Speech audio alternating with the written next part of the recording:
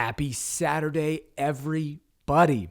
I know that the thumbnail I made is dramatic. Is the rental apocalypse here in Nashville? And I believe strongly yes. I'm going to show you why in this video. Now, some of you are renters, you're saying, I haven't really experienced rent drops, or I don't know if what you're saying is true. Well, I'm going to show you where the rent drops are starting, and what is about to happen is insane. It's insane. It's mind-blowing. But there's also tons of misinformation out there, and we're going to get into that too.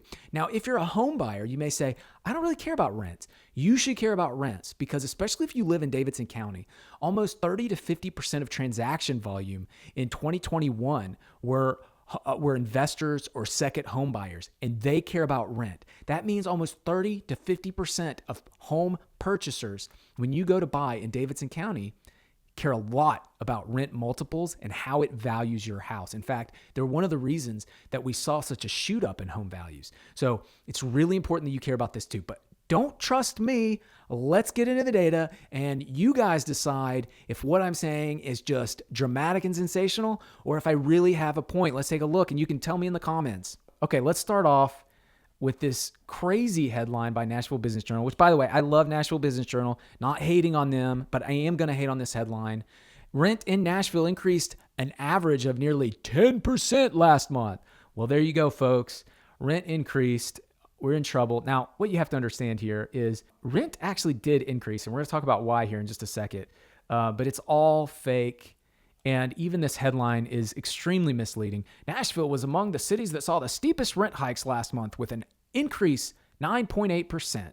Okay, first of all, this was poorly worded. And the reason it was poorly worded is because if we go to the report that they're referencing, it's this Redfin report, okay? And Redfin did list 9.8%. Okay, but the problem is that they're talking about year over year median asking rent, okay? Median asking rent increased 9.8% from last year. Here's why that's a problem.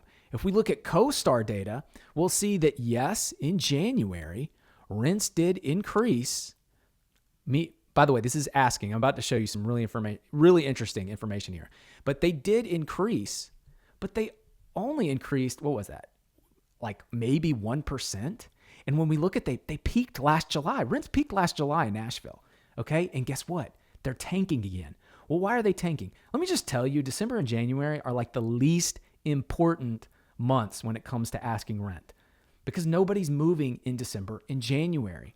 Okay. Leasing season, if you listen to RealPage, they'll tell you leasing season really starts in March. That's important. So let's take a look at what's happening. Now, you know that I've showed you this before, but we have Fallen. Okay. I used to call it Fallen. I think it's Fallen. So I'm changing the way I call it, but Fallen, they've already dropped their prices pretty significantly and they're giving away 1 month free. But here's the problem.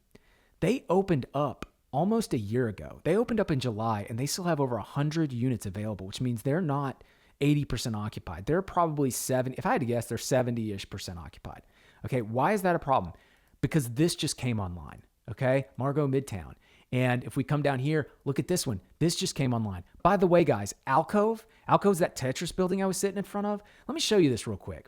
I took this snapshot. You can see I timed it in 11:18. You probably can't see it. Okay, 11:18. I took a snapshot of Alcove and Harlow. Look at Alcove.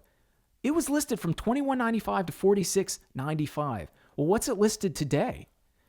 $17.55 is the lowest price today. Guys, they've already dropped their prices 20% in 3 months. But why are they dropping their prices? Well, if you have buildings that opened up last year that are still only 70% occupied, let's take a look at what's coming online. Now, this view that I'm showing you right now, this view of downtown Nashville, this is CoStar data. It's phenomenal. They've aggregated public data in a way that's very consumable. I came over here and I filtered on under construction, but 2023. So this is everything that's coming out in 2023. Okay. That's 300 plus units, guys, 300 units. Okay. So if we zoom in, what do we see? Here's Alcove. Okay. 356 units for rent. Okay. It's coming online right now. But look across the street. We've got another 350 units. This one's coming online in the spring. We've got another one beside it that's 360 units. It's coming online in the summer. We've got 2 more. This one's coming online in the spring, 393 units. We've got one right beside it, 380 units coming online in September. And oh, by the way, there's 2 down here, 378 units, 415 units. So we go back here. None of these are listed except for like Alcove and Margot, and I think a couple in the Gulch. But guys, listen, there are so many units coming online that aren't even listed right now. They're not even listed. So yeah, Fallen, who's started listing in last July, now all of a sudden has thousands of units it's competing against that are only blocks away from where they are. And guys, they're all going to have to start competing with each other. They're going to have to lower their price. So yeah, did rents rise in January? Listed rents might have risen in January, but it wasn't because there was any kind of rationale. It was because there's some stupid algorithm that these guys are following like lemmings right off a cliff. I mean, they're going to be in trouble, guys. They're going to be in trouble. And it's not that they're stupid, although I do think their algorithms are a little bit stupid. They're not stupid, right? They started these projects years ago when it seemed so reasonable to build in Nashville. Well, yeah, I mean, we are getting migration, but it's slowed down dramatically from 2020. And we've got so much inventory. It's so hard to think that these things are actually going to get absorbed. Here's one that's opening in March. And look, you know, they've got their prices at 1740. I guarantee you they would have been at 2000 had this opened in July of last year. So this is wild stuff. Now, what does this say about where our market is heading? Well, on the single family side, we can see that active listings have dropped every week for really since the beginning of January. They have been dropping, and our supply is now, if you take the active listings as a ratio of under contract, our supply is about 2, where it really was about 4.3 just a couple months ago. So supply has tightened up quite a bit. And guys, that does mean that, especially as you get under 2, that there could be, you know, more multi-bid offers and that kind of thing. Now, I'll tell you that we are not seeing price appreciation yet. So even though active listings have tightened up, it may feel like, we're going back into that craziness. It's over. And you've got a lot of people looking at the housing market with rose-colored glasses. They're saying, yep, this is what we expected. Yep, it's over. The housing market has bottomed and we're, to the moon. Okay, but let's take a look at this. Now, this is a report I found on RealTracs. And here you can see pending sales were 42% down from January of the previous year. That's insane. That's insane, guys. And keep in mind, that's pending sales. That means your February is going to be subdued in closed volume. And even though we are seeing a rapid increase in pending and under contract, it's just not where it was last year.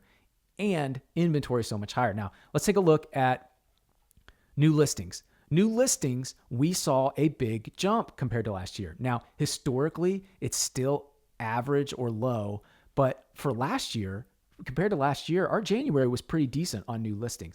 If we look at Redfin data, we're still seeing, there's the pending listings. Let's validate new listings in.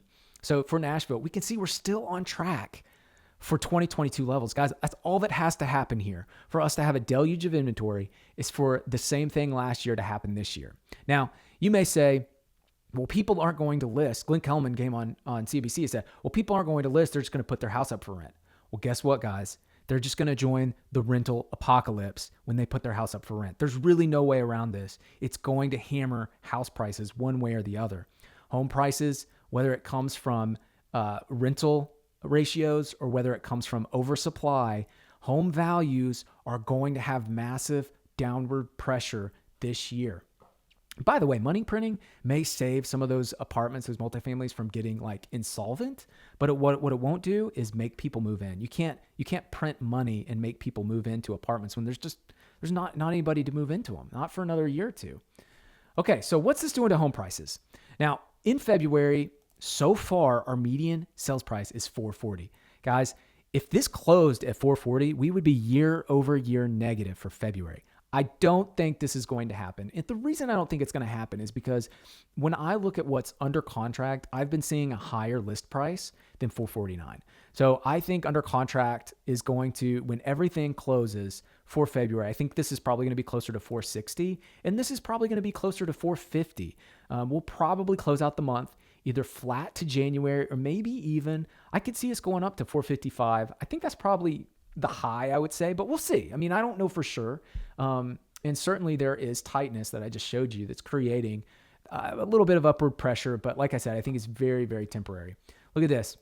This was last year. We closed at 446 last year with only 2,000 in inventory and 1,300 pendings. Now, obviously, our pendings are going to be much higher and our median price is probably going to be flat. But man, if we got 440, that would just be crazy. That would be crazy. So we'll keep it on. In fact, you know what? Now that I think about that, pendings has got to be off. I don't know that that's correct. I think they missed that. I don't think 1,300 is the right pending number for February. It's just an outlier. It doesn't reflect anything in the closings, and it seems uncharacteristic. That's probably an error. So anyways, if you guys are trying to buy in this market, I'm happy to help you. Just book time. Let's talk. I will be happy to look at a property, not only from like rental comps, trended median sales price. We'll look at price per square foot and we'll trend it out. We'll look at it 100 different ways to make sure that if you are buying in this market, that you're protecting yourself on the downside, that you're buying strategically, and that you can see it from an investor point of view. It's time to be very thoughtful, very strategic, very patient. If that's you, feel free to reach out. I'd love to just grab 30 minutes with you and talk. Thanks for watching. If you like this video, click like, subscribe. I look forward to seeing you next Saturday. Have a good weekend, guys.